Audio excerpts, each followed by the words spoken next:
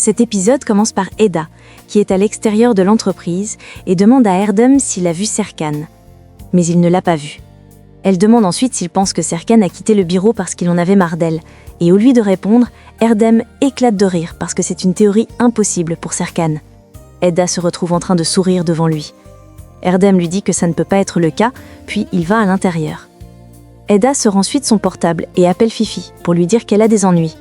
Étonnamment, Fifi était juste de passage et la rejoint.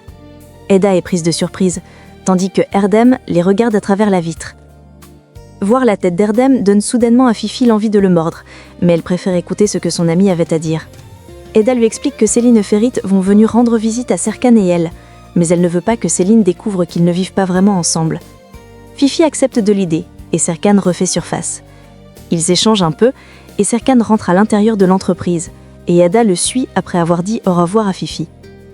Pendant ce temps, Engin est au téléphone avec Seren quand Piril entre dans son bureau avec un plan à vérifier. Mais il est plus concentré sur son appel que sur ce que Piril dit. Il s'excuse et laisse le travail pour aller prendre de l'air frais avec Piril, qui a refusé de le joindre. De l'autre côté, Fifi est dans un taxi avec Erdem et il lui demande où ils vont, pour y faire quoi et pour quelles raisons. Fifi lui dit qu'ils vont chez Eda pour transporter certains de ses affaires chez Serkan et qu'il n'est pas obligé de savoir pourquoi. Pendant ce temps, Eda entre dans le bureau de Serkan et lui demande s'il a encore beaucoup à faire, et il affirme. Elle propose de l'aider à dessiner les plans. Et Serkan ne croit pas qu'elle puisse en être capable, mais il les lui donne quand même. Eda les prend avec un gros sourire aux lèvres et s'assoit à côté de lui. De l'autre côté, Engin se balade dans la ville avec Seren. Ils s'apprennent à connaître. Engin évoque le fait que Serkan aime beaucoup travailler, et Seren en profite pour demander si Céline travaille aussi avec eux, et si elle et Serkan sont proches. Mais Engin voit clair dans son jeu et lui demande si elle essaye de recueillir des informations par lui. Seren lui sourit et avoue qu'il a effectivement raison. Engin lui donne la réponse à la question.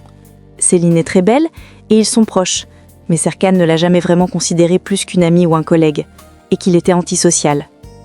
Il poursuit en disant que Eda est complètement différente et qu'elle parvient à le conduire à faire ce qu'elle veut. Et Engin trouve ça fascinant. Seren dit que effectivement Eda est très spéciale, avec un caractère unique. Engin raconte la fois où Eda a ordonné Serkan devant tout le monde et ils éclatent tous deux de rire. Seren dit qu'elle retient que si elle veut obtenir des informations, elle n'a qu'à demander directement et le remercie. Pendant ce temps, Eda vient de finir de dessiner un plan et le présente à Serkan pour qu'il l'inspecte. Mais Serkan ne regarde pas le plan pendant plus de 2 secondes et le déchire parce qu'il n'est pas bon. Il lui explique comment le plan doit être et elle s'assoit et essaye à nouveau. Serkan est un peu surpris mais la laisse faire.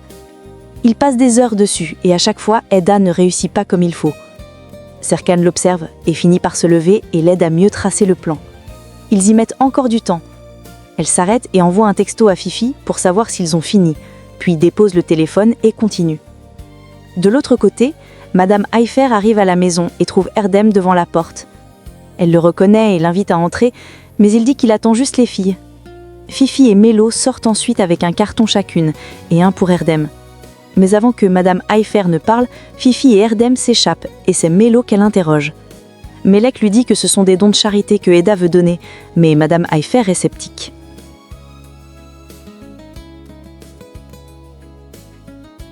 De l'autre côté, Eda vient de finir avec un autre plan et le présente à Serkan. Cette fois, il observe bien le plan et apprécie son talent.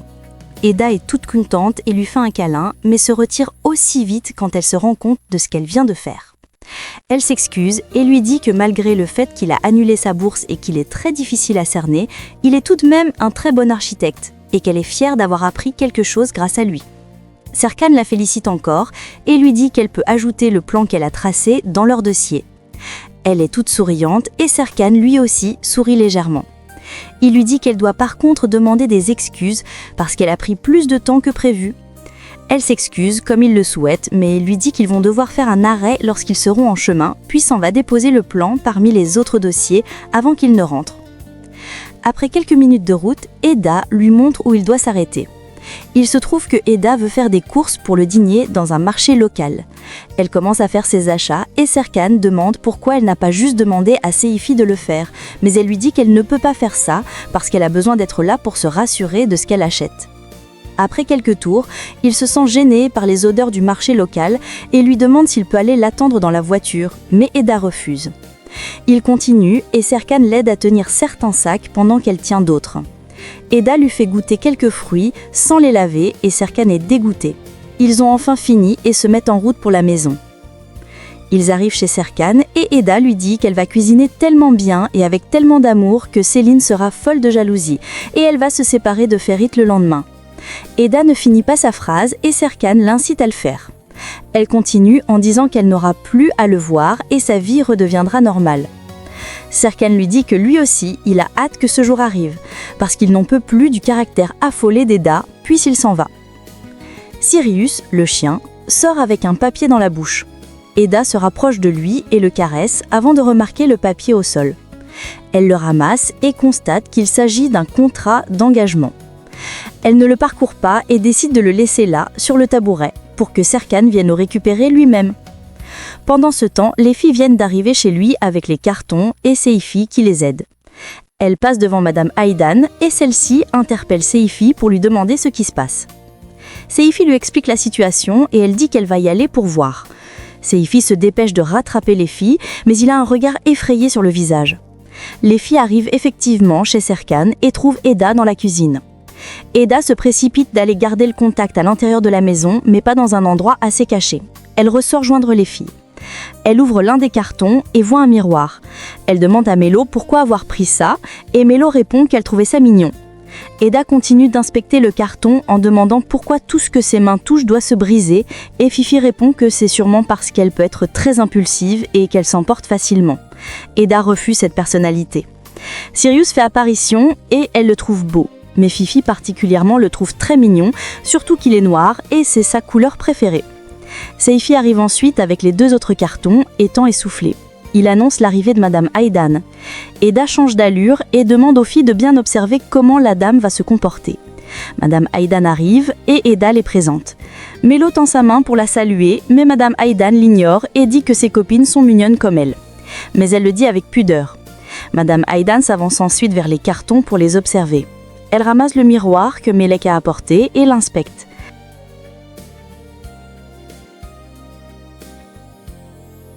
Eda, pendant ce temps, prédit les mouvements de la vieille dame à Melek et Fifi, et Madame Aydan fait exactement ce qu'elle prédit. Les filles se mettent à rire silencieusement. Madame Aydan demande à Eda de se rapprocher. Madame Aydan lui demande si elle compte rendre Céline jalouse avec des miroirs à fleurs, et Eda dit qu'elle n'a pas trouvé mieux.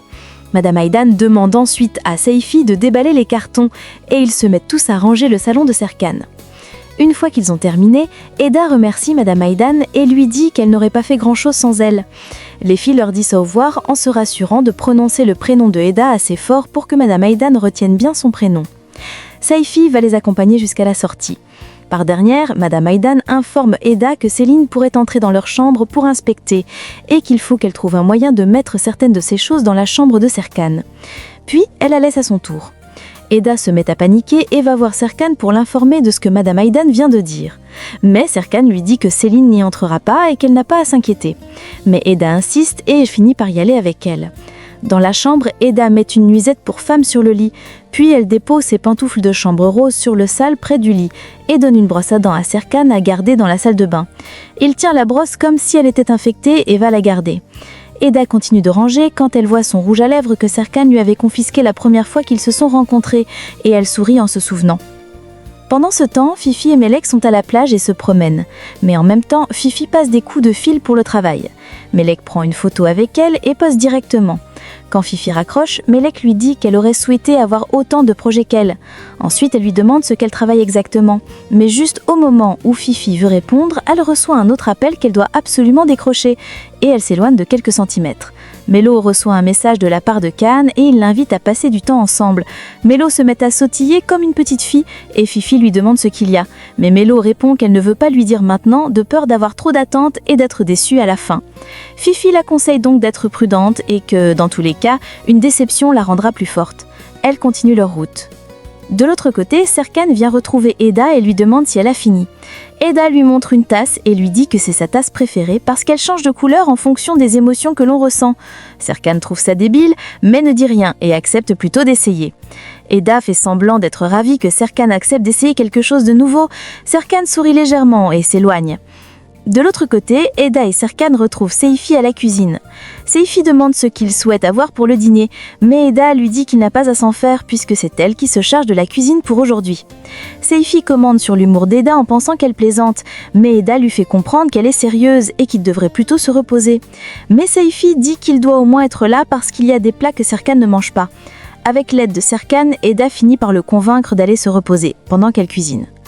Serkan les laisse pour aller travailler. Seyfi avoue à Eda qu'elle admire son caractère, parce que malgré le fait que tout ceci n'est qu'un jeu, elle s'y donne à fond pour que tout marche bien. Eda sourit et lui répond qu'en réalité, elle en veut à Serkan, mais qu'elle aime juste être parfaite dans tout ce qu'elle fait. Seyfi prend congé et la laisse faire sa cuisine. De l'autre côté, Kaan et Melo sont dans un restaurant ensemble. Kaan lui demande si c'est lui la raison pour laquelle elle a été licenciée de la parfumerie et elle leur assure que ce n'est pas à cause de lui. Kaan procède et lui demande si elle recherche du travail, mais Melo, aussi stupide qu'elle soit, lui répond qu'elle veut juste être femme au foyer. Il lui demande si elle s'y connaît bien dans les parfums de femmes et Melo accepte vite. Pendant ce temps, Eda fait sa cuisine dans une atmosphère assez animée, avec de la musique. Serkan la rejoint et demande ce qu'elle cuisine. Il se rend compte que ce ne sont que des plats gras et que Céline ne mange pas gras, tout comme lui. Il dit qu'il se sent obligé de cuisiner. Il se lave les mains et prend le tablier pour commencer à cuisiner d'autres plats. Eda remarque sa façon de cuisiner et elle est épatée. Il se lance un défi pour voir qui fera les meilleurs plats. Pendant ce temps, Madame Aydan fait des tours dans le ranch d'Ifevo avec Seyfi. Mais elle se rappelle qu'il devrait être en train de cuisiner à cette heure et lui demande pourquoi il est là avec elle, au lieu d'être à la cuisine. Seyfi lui explique que Eda a décidé de faire le dîner de ce soir et que peu après, Serkan la rejoint en cuisine et ils sont tous les deux en train de cuisiner. Madame Aydan veut aller voir de ses propres yeux parce qu'elle ne croit pas que Eda sait cuisiner. Elle se place à quelques mètres de la cuisine avec Seyfi et ils se mettent à observer les deux cuisiniers. Madame Aydan est surprise de voir que son fils sait cuisiner comme un cordon bleu.